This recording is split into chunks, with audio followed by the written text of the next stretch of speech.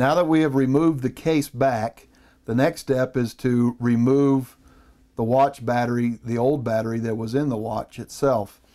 We need to give you a couple of warnings though. If you see this piece right here, I'll show you up closely. That copper color item is called a coil on a watch. And the coil is made up of little strands of copper wire that are strung around and around and around until they make up this coil. If you scratch that coil or poke the coil with a tweezer, then it will destroy the operational capabilities of that coil and the watch will no longer function correctly.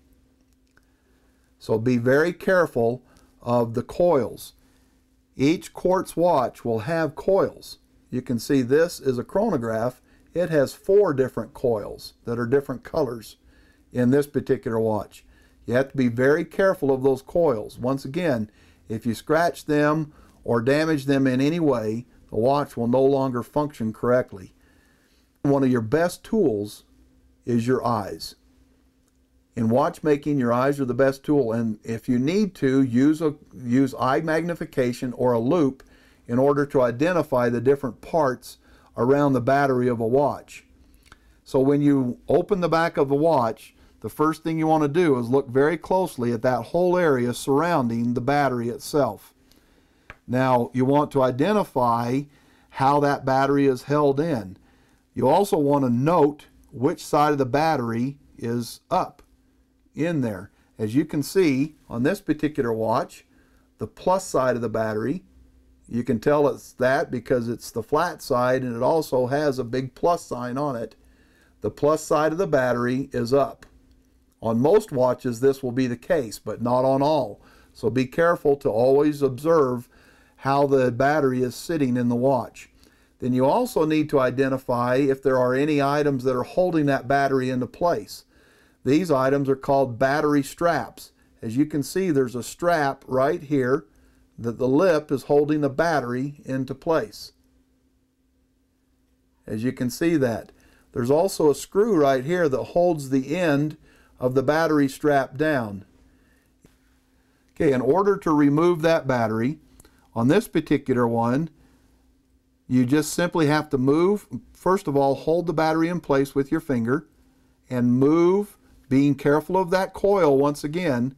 Just move that battery strap to the side and the battery will pop right up.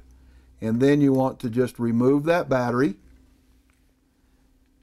And that's all there is to removing the battery on that particular watch. Now, some battery straps are a little more complicated.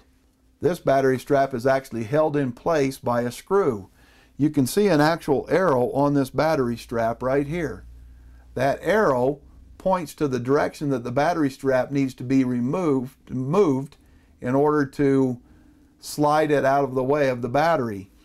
Let me make a caution.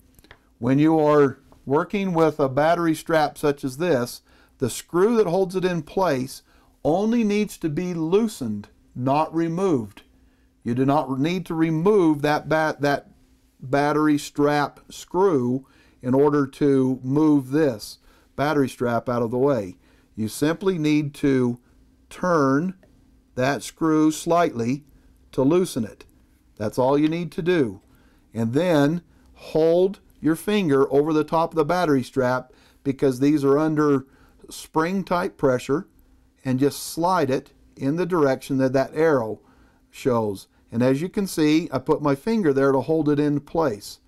Then you just simply move it over out of the way and remove the battery from that particular movement. That's all there is to that particular battery strap. Once again pointing out not to remove the battery strap screw, but just to loosen it slightly so that it can be turned. Now with close inspection, you'll be able to discover how each one of these battery straps work and need to be removed, but most of the time that screw does not need to be removed, just loosened. But use your loupe and your eye magnification in order to look closely to see on that particular battery strap what needs to be removed, if anything.